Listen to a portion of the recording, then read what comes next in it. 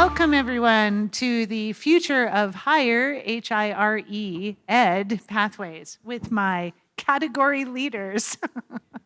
I'm Marni Baker-Stein, and I'm Chief Academic Officer and Provost at Western Governors University, and we are here today in these super comfy chairs. I find these chairs awesome.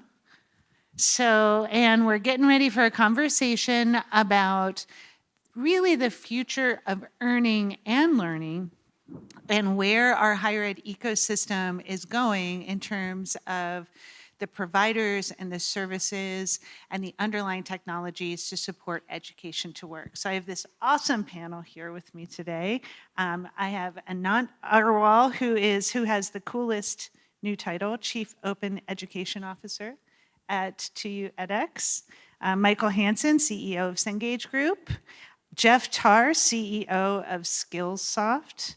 Jeff Maggioncalda, CEO of Coursera. And Greg Sebasky, CEO of Ascend. So these guys really are category leaders. So I'm hoping to have a really awesome conversation today. We're going to start with our first question, which is an easy one, I think, or maybe not. You know, everywhere you go at ASU+GSV, it's skills, skills, and more skills, and education to work, and hireability. It's the theme. It should be on the t-shirts this year. And it's really interesting because in our conversation leading up to this, I think you pointed out, Michael, that this skills conversation is really hot now, but it's not new. I mean, we've been talking about it for decades. How are we going to close this skills gap? From your various perspectives, you know, why is this so hard and why haven't we quite gotten it right yet? And Anant, let's start with you. Sure. You know, sometimes you wonder, and particularly as a faculty member teaching for 30-odd years, you know, you students work at universities, study, and then graduate and go to college, or rather go to work. And at companies, employers say, gee, there's a skills gap. So what have we been doing in universities? And sometimes I don't get it. I think people have been talking about the skills gap for a long time. But to me, it's all about how we can solve it. And for a lot of the people, 2/3 of the people, adult age people over 25 in the US, don't have a degree. And 56% don't even have an associate's degree. And so what our universities and our systems have failed is how do we address all of these people that don't have access to college. And I think the solution is actually very simple, and many of us here have been doing it for a while, and it's just going to take time to scale. It's credentials for smaller pieces of learning, for Lego blocks of learning, professional certificates, or things like micro-bachelors or micro-masters. There's any number of stories of learners who've gotten these credentials and gotten better jobs and overcome the skills gap. So I think we need to move into a whole new world of a broader range of offerings like boot camps and professional certificates and other credentials and not just degrees. I fully agree with what Anant is saying, and I want to come back to the question that you were asking, why is it so hard? Why haven't we done it? Yeah. The reason that we haven't done it is the system is actually working really well. It's really working well for the people in the system. Yeah. It just doesn't happen to work for the students. Yeah. And it doesn't increasingly happen to work for employers. And now the employers are actually putting pressure on the system. And that is uncomfortable. And I do think that companies like ours, all of ours, have a role to play to disrupt the system. And to hold the mirror up and say, you know, yes, you talked, and we talked at ASU+GSV 5 years ago about the skills gap. But the system is very, very reluctant in changing, and it goes through the entire system, including the political system. Think about the Pell Grants. Now they say, yeah, they want to extend the Pell Grants, but they don't want to extend it for digital learning.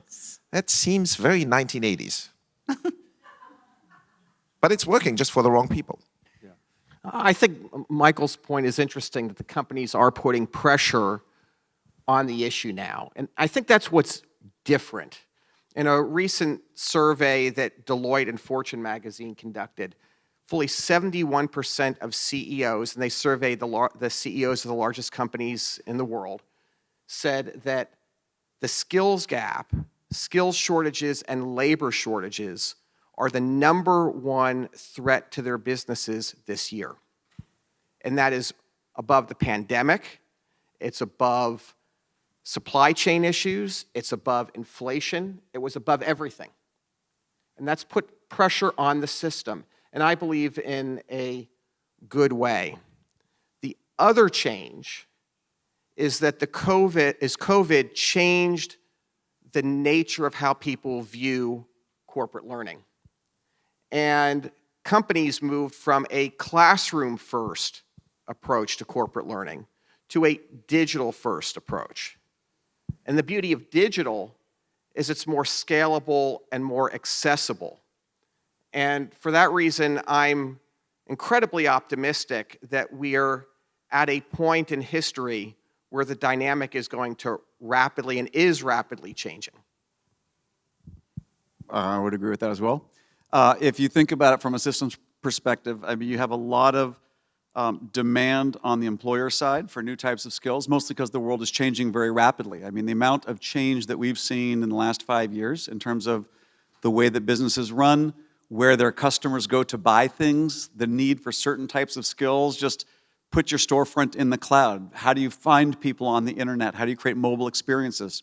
A lot of global commerce requires skills to win customers and serve customers that didn't really exist 5, 10 years ago. So employers are finding a greater urgency to figure out how to get these skills. Students, you know, they generally know where a lot of the good jobs are, and so they're like, hey, I want to go someplace where I can learn these skills. And then the education system is, you know, has a certain stability built into it.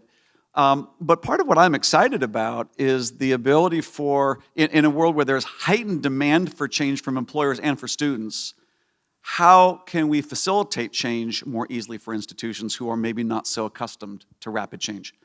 And so, you know, I'm excited because I do think that COVID has really ushered in a world where people have experienced online learning and increasingly remote work. It'll never be the same again.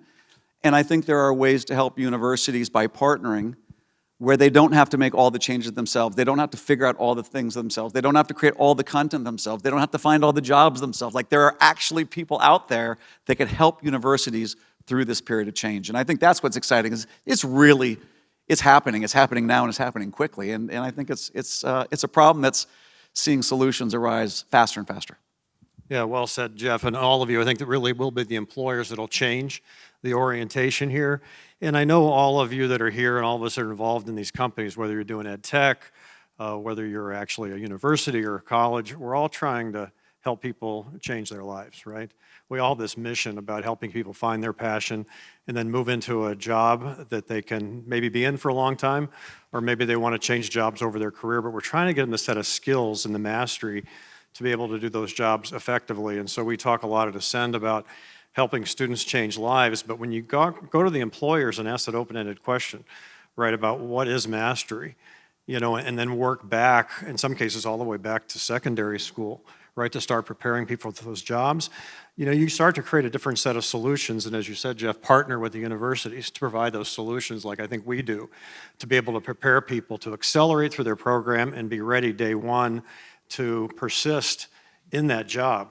And it's an incredibly important obligation that we have, especially with our focus on the careers we support, whether it's digital, you know, learning and development of new technologies to attack large problems in the world, or in our case, we're healthcare workers now.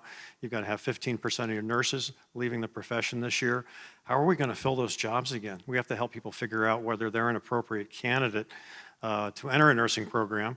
Right? Get them ready, remediation if required, and then on top of that, I think someone mentioned the fact we're now seeing adult learners returning to school. So a lot of our customers are telling us they've got to deal with this wave of Gen Z coming in with a different attention span, right? At age 18, at the same time, they've got people returning to school between ages 25 and 34.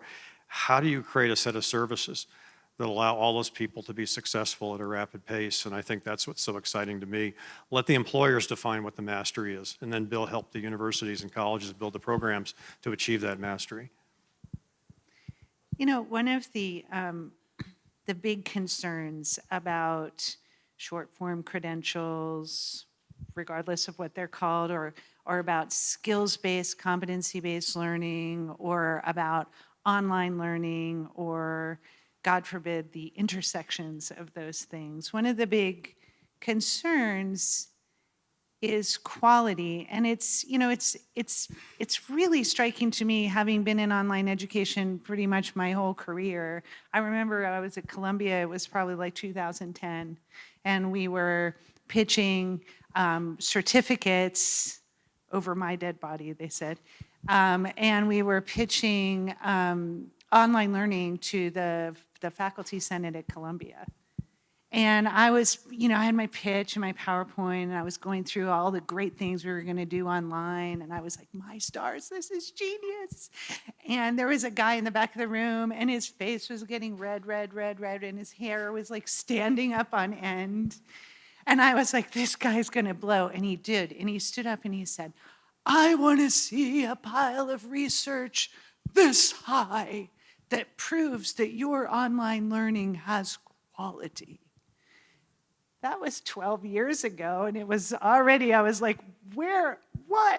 But it's the same conversation going on today about short-form credentials, about online learning. In your various categories, how do you define, what's your quality metric? Very briefly, how do you measure quality in your programming? Yeah. Oh, go ahead. I think the answer is very simple. You measure quality by outcomes, which is completely the opposite of how it's done in university. I've been a university professor for 33 years at MIT, so I can beat up on my colleagues and myself and our universities. We measure quality by inputs. What percentage of people we exclude? MIT, oh my God, it's amazing. We exclude 95% of the people. That's why it's high quality. But I think you need to look at outcomes. To me, it's a ratio as a systems engineer, it's a ratio of what you put out to what came in. It's a difference. That's what quality is all about. So as an example, in some of the boot camps offered by 2U, it is astounding. For people that do not know coding, the completion rate of some of these boot camps is 90%. It is insane. When's the last time you heard similar quality numbers coming out of universities? We have not been able to quantify quality in universities, but the answer is very simple. Just measure the outcomes. Don't bother about the inputs. And let me build on this point. For us, and I'll give you a very specific example, what does an outcome mean, right? What is an outcome? And one of the things we measure, we say, on the one hand, from an employer's perspective, what is a good outcome? A good outcome is if we train a farm tech online, that farm tech is ready to go to work, and that farm tech stays for longer than 3 months. That's a good outcome. Okay? And we should stop having these highfalutin discussions about anything more sophisticated. And what's a good outcome for a student? A good outcome is that I have an income that allows me to get to the middle class. That's a good outcome. So let's track these simple things. How long are they staying? How much are they making? And is the employer happy with them? And I think we got to start basic. And the person in the back of the room, Marni, that you were referring to, that's exactly what I'm talking about. These are people who say, show me stacks of research. We don't need stacks of research. We have a crisis now. Mm-hmm. Let's start simple. Mm-hmm. Our customers measure our quality, right? So it's that our paying customer is the employer. And if they get value, they renew. Now, there are many other metrics that we look at. We look at NPS scores from the perspective of the employer and from the perspective of the learner. We look at completion rates. We look at time in the class. How many courses do they take? We measure outcomes as measured by the employer and the employee. And now recently we've launched skills benchmarking, which is a criterion-based approach to measuring competency across a wide range of skills, and the employer uses that to measure the competency of the workforce and the outcomes that they're getting. But then we also use that to design customized learning journeys for the learner. So many measures, but ultimately the person who's writing the check, whether they write the check next year and whether it's a bigger check and they write the check the year after that, is the ultimate measure. Otherwise, they wouldn't do it. Mm. One of the things that to be fair to academic institutions, I mean, if an institution is giving a degree that says, you completed a course of study and we believe that you have the types of knowledge and skills that we wanted you to have. They want to make sure that people don't cheat. I mean, there's some basic stuff like, how do you make sure people haven't plagiarized? How do you make sure that people haven't cheated? How do you make sure that the person that took the test is really the person who said they were taking the test? I mean, it's kind of basic stuff, and it can be pretty tricky. The one thing I would just add to this conversation is, so often people fall into this dichotomy. Is it this or is it that? Is it online or is it on campus? You know, is it a degree or is it a micro-credential? Is it a university or is it industry? Is it remote work or is it in the office work? I mean, everything's going hybrid. So think in terms of nuances, and you're probably going to be closer to the answer. I will just say that when we work with universities, for certain types of assessments, you know, the amount of academic integrity is you check a box that says, is the honor code, I'm not cheating. For other types of assessments, you're actually in a controlled environment where you have to show your ID, and to the extent that it's a final exam or something that's really important, then you can have more control over the environment. But I do think there's a lot of progress being made in right-sizing the academic integrity to the type of assessment and the importance of that assessment to earning a credential. And it's just, I think, a much more nuanced and varied range of solutions than people are often accustomed. It's a little bit like when we think about work, and it's like, are you going to make everyone go back to work, or are you going to shut down all your offices?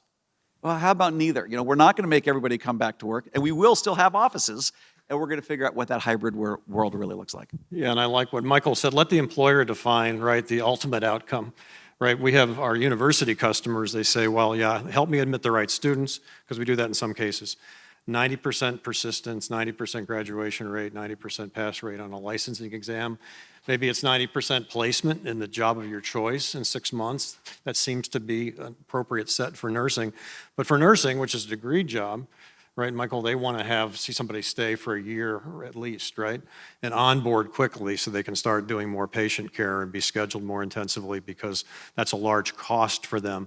So again, you know, it's different, all right, for different, you know, employers. For the short form programs, as Michael said, whether it's farm tech, could be electrician, could be a plumber. These are careers that people want to pursue. It's their passion. They can make a middle-class income in many cases, and I think we have to drop the notion, and I know it's hard, right, that everybody should have a liberal education, right? Some of my kids did too, right, because they're going to have 4 or 5 different careers over their lifetime, and maybe different industries in different places. That's going to work for a fairly, I believe, minority of people.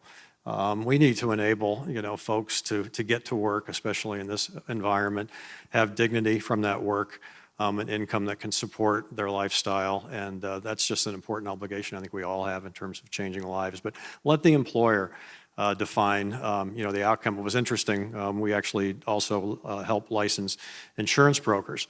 So we used to just kind of push people through the process, and they either stick or they wouldn't, right, in the job. And as we asked those questions to the employers, one of them came back and said, no, the end of the process is for that person to actually write their first policy. Had nothing to do with their certificate. It was actually becoming a revenue producer, or in a securities training to actually start building a book of business. So it's really interesting when you talk to the employer, the kind of things you'll hear. And in many cases, you know, we have to bring that voice back to the schools, because the schools aren't out there all the time asking those questions. So I want to follow up on that, and a couple of you kind of touched on this. It's one thing if there's a licensing exam for the employer or a professional certification they recognize. But it's quite another thing for almost anything else for them to understand what the quality of that output is, not the input. They understand input quality because they have their list of schools that they recruit from and their list of degrees that they recruit from. And that's really still all about inputs, I would say. But like, what is the measure of an output in the future that's not a credit hour? I mean, credit hours are actually pretty ridiculous. I have 120 credit hours in French literature, and I can't even speak French anymore. I can't, you know, like, what does it mean? And what is the new measure? Like, I hear what you're saying. It's what employers are demanding. It's what the future of work is demanding. It's skills and mastery of competencies and capabilities that are valuable in the marketplace. But how are you expressing that value? How are we expressing that value if we don't have a licensing exam to help us? Well, maybe I'll start. In some cases, there are certification exams required, in some cases licenses, but many of our businesses, like an Allied Health or our fitness business for personal trainer, where we're a leader as well, they're basically certificates that we brand. And they're accredited by an accreditor, but we brand them. We have to put money behind the branding based upon the quality of what we do. And so those assessments that we build around mastery are incredibly important if you're trying to build a gold standard around your credential. So it's a certification of mastery of a set of skills and competencies is what you're establishing. And you're establishing trust for that with employees. Absolutely. In our case, we make sure they're all accredited by a third party. But as an employer, I mean, you basically want to figure out what jobs do we need filled and who do we hire. And so there's an interview process. One of the reasons you interview people is it's hard to see like who has what skills and will they be able to do the job well. And so, I think oftentimes they'll look to the employer, I'll speak personally, we will look to credentials to try to get a good first guess of what skills somebody might have, like how might they do in the job. You almost always interview somebody because you can't get all the information from just the credentials. And then when they start, you provide coaching and you do performance reviews and you see like how are they actually performing. I think a lot of what it is for like let the employers decide, it's going to be whatever works, whatever seems to be the most efficient way to find people who are really good in your company. And it's not just doing a job because people move around more and more and more. It's really finding, I think, people who are good learners. They work hard, they're honest, they work well with other people, and they're keeping up with a very high rate of change. Like that's what I think most employers are really, and then you gotta have some technical skills. But fundamentally, I think it's gonna be a moving target because I think the needs of business will be changing. And so I think like agility, I think is the name of the game, and credentials that better reflect whether someone has certain skills or aptitudes will be changing over time. I think the question of, what are examples of outcomes? Here's one specific one that really matters a lot to learners or people that want to get employed is career outcomes. And it's fairly easy to do surveys of learners after they've gotten a credential, 3 months or longitudinally 3 months later, a year later, and find out and ask them, did you have a career advancement as a result of your certificate? To me, that is the ultimate outcome because when you ask most people, why did they learn? It's because they want to do better in their career. That is the ultimate outcome. And so just as an example, people were asking us, so how good are MicroMasters? So we began doing surveys of learners after 3 months of getting a MicroMasters credential. And 89% of learners are telling us that they had a positive career outcome, a new job, a pay raise, or a promotion. So to me, that is about as concrete as it gets in terms of an outcome. And let's use outcomes like that to measure the quality of success or the quality of various credentials. Yeah, how do you guys, I think I totally agree with you is this notion of post-completion, whatever the credential is, outcomes as measured by X, Y, and Z, like employability, actually getting that job. But how do we get better as a sector at tracking that and measuring that? Because I can say from Western Governors University's perspective, we are committed to tracking that, and it is hard to track that. It's hard, and unfortunately, there's no better answer other than employers, educational institutions, and provider of education like all of us here have to work together and agree on a set of outcomes. And let's make it not so complicated. And let's not have committees and debates and whatever for hours and hours and hours and weeks and years, right? The big pile of research, exactly. We don't have that. And one thing we have to start with is remove the stigma from anything else but a degree. Yeah. There is a massive stigma in this country about anybody, no, that's for black and brown students, right? Or this is for poor people. None of us would send our kids to anything but a degree conferring program. Let's admit it. We're part of that group, right? We wouldn't do this. Right. I think we have to really change the narrative around that because the outcomes, as Anant was saying, and Greg was saying, the outcomes are actually not bad. If you're an electrician, you make $68,000 a year. Yeah. Honestly, with a liberal arts degree, you're going to be pushing it with $68,000. Unless Really you get a pushing it. certificate. Unless you get a certificate, right? But Unless you get a certificate on top of it. It does feel like a somewhat, pardon the pun, but academic discussion. And we have different types of learning that serve different purposes, and I think you alluded to this. So if I'm sending a son or daughter to a 4-year degree program, and they're not, by the way, they're not going to know whether they get a job from that until after the 4 years. Oh, yours neither? What? Right. That's good to know. And spend now hundreds of thousands of dollars. I think certifications play an incredibly valuable role. They're essential. If you're talking about a short-form course, a Coursera course, or a Skillsoft course, or an Ascend course, or an edX course, a 2U course, for which, like in our case, it's typically $1 a day. The risk return is very different. And a badge is going to feel really good for a few hours of study. And if you learn how to program in Python, by the way, you either can program in Python or you can't after taking a Codecademy course, and generally you can, and tens of millions of people have learned how to code on Codecademy for a couple $100. Do you need a certification body for that? And so I think each of these situations is different. For some, it might be a badge. For other, it might be a certificate. For others, it's a degree, and it varies. Well, okay. So, but what I hear you guys saying is, like, you want to dismantle something we worked very hard in this country to assemble, which is the college for all mindset that drives everything. It drives the way K through 12 is structured. It drives the way parents parent their children.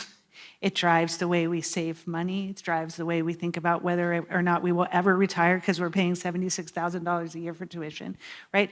That narrative, College for All, came about for equity reasons, right? And they dismantled, in the process of doing it, dismantled VOTEC education programs, dismantled tracking, dismantled technical education, and it was really, the focus was everyone should go to college because college is the route to a better life.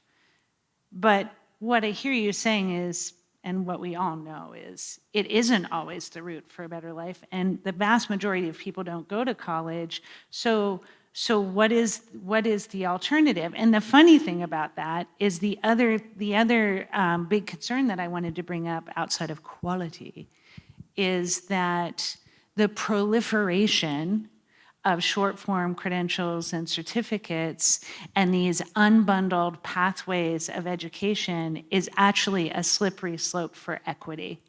That in the end, it could be low-income students and students of color who lose in this brave new world. What's your response to that? Well, I would hope to see, more employer sponsorships, whether you call it practicum, internship, apprenticeships along with that. That would potentially reduce, that challenge. We're not going to become Germany in that sense, right? Because there's some downsides there too about people tracking out to the trades too early, maybe, in life.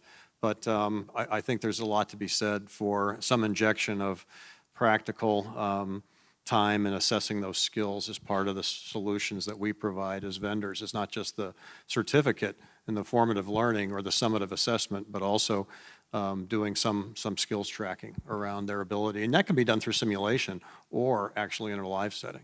Marni, I think you painted the picture in really black and white terms. You used words like scary, words like dismantle and so on. And I know you were trying to provoke us, and you just did. My belief is that it's not an either or, it's an and. So as an example, SMU is a edX 2U partner.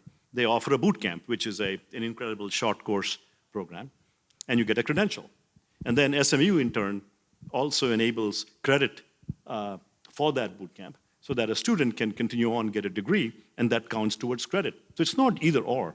I think we can create these unbundled programs. I like to use the word unbundled, not dismantled.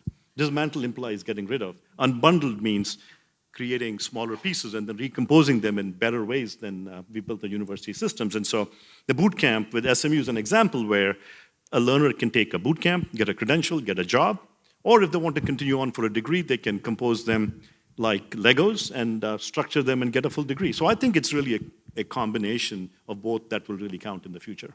And Anant, just when we look at some of these micro-credentials, I think this question of how do you facilitate change inside of higher ed, what we did not predict at Coursera is that there was going to be a huge amount of money going into ed tech and a lot of micro-credentials that will end up competing against some of the learning credentials, degree credentials of more established institutions.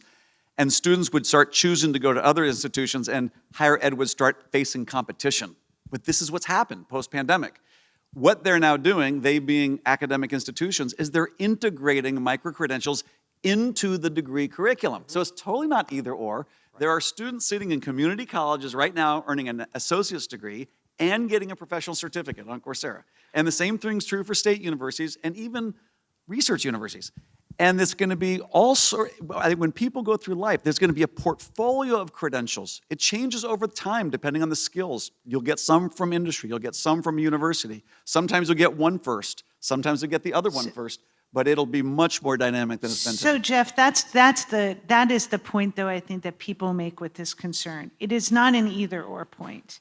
It is a pathway and lack of encompassing point. So if somebody comes to edX2U or comes to Coursera and has a one-stop shop for trusted providers and perhaps has some pathway tools to find their way to the next best thing, that's one thing. But I think people's concern is if those pathways, if those unbundled, what is unbundled, and I don't think it really is unbundled, I think a lot of these things are new. And our assumption is that people are going to stack these certifications over time into value. What is the compassing? Where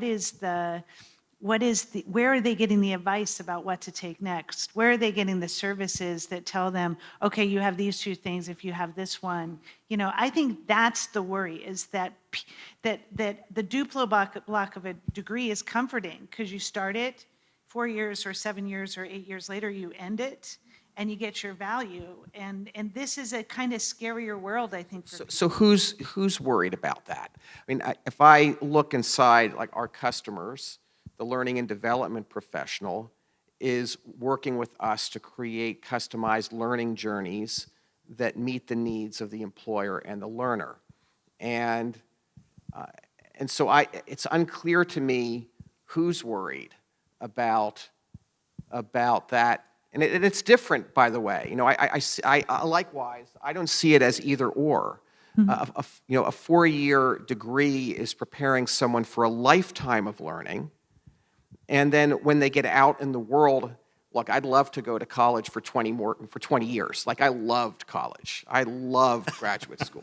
But the fact is, you know, that's not possible. And so people go out into the workforce, and in the model that we have today, there have to be other ways to enable people to continue to learn, because technology skills are changing, business skills are changing, the world is changing.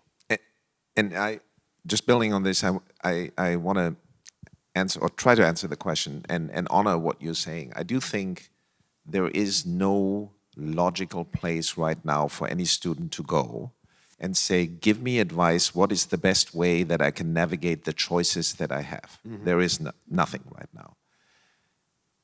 We all are building businesses around helping them, but that doesn't it gives them our view of the world, not all the options that are out there. Yeah.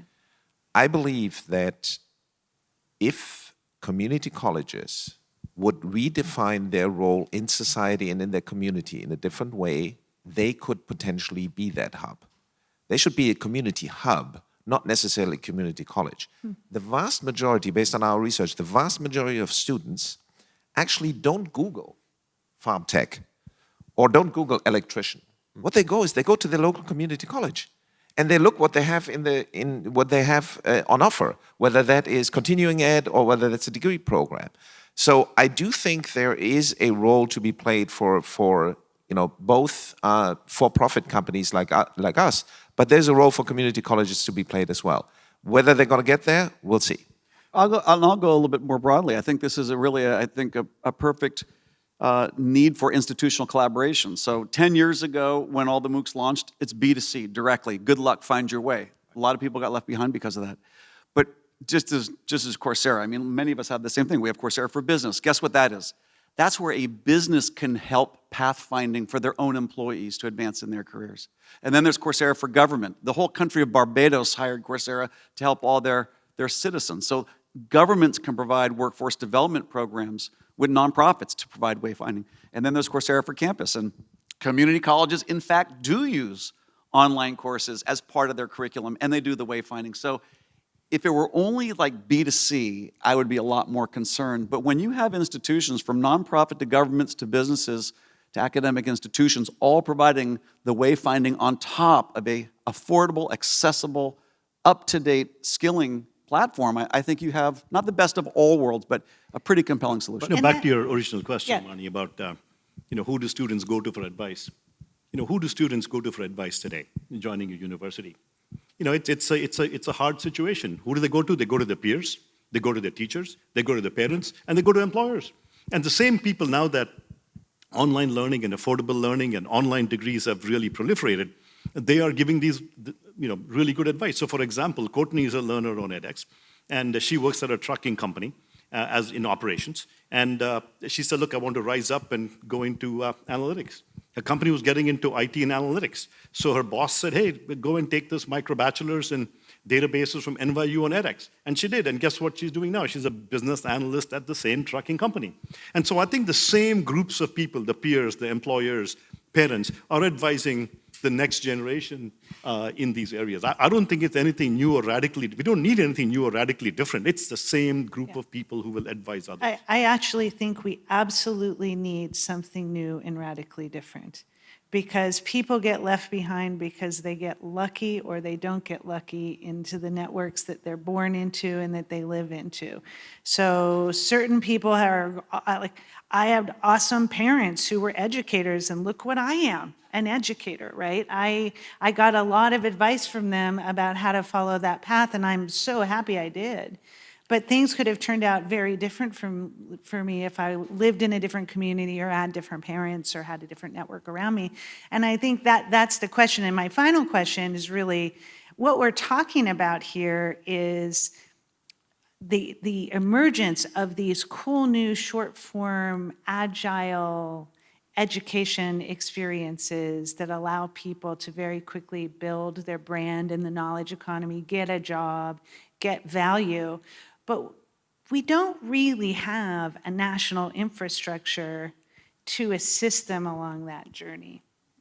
So they're going to have to, unless they land at Coursera or edX, where you have like a full marketplace, they're going to have to put this journey together. Yeah, just a thought, because earlier today, right, Paul LeBanc was in one panel, right, talking about competency-based education. And the second panel, and I didn't know about the organization called CBEN, right?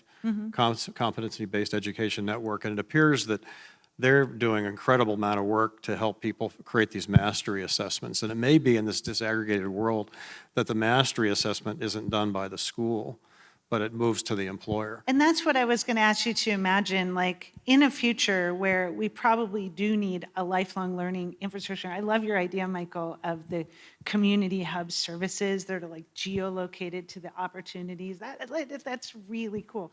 What do you think it's going to look like? I mean, you're the point of the spear on some of this work for these new forms of education. What's the infrastructure, the lifelong learning infrastructure, going to look like into the future that supports these journeys across these amazing opportunities? I think there'll be collaborative networks, because I've heard before the pandemic, fine, hiring is hyper-local.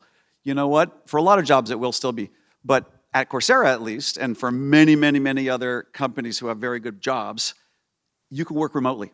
So the old statement that talent is equally distributed but opportunity is not, when anyone can learn if they have a broadband connection and a good K through 12, like literacy, numeracy, et cetera, and when job opportunities are available no matter where you are, if you have the right kinds of skills, we have people all over the world now working for Coursera, making a lot of money, but it's not local.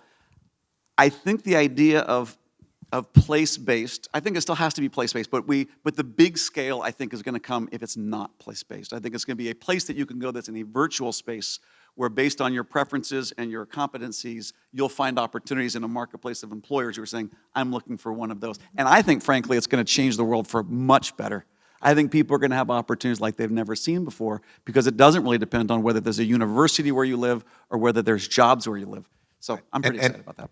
And the only thing I would add based on your question about lower income students and black and brown students, our research suggests that 50%, total of 50% of students graduating high school never considered an alternative other than get a degree. And we know that the ones that are attempting, 40% of them are failing.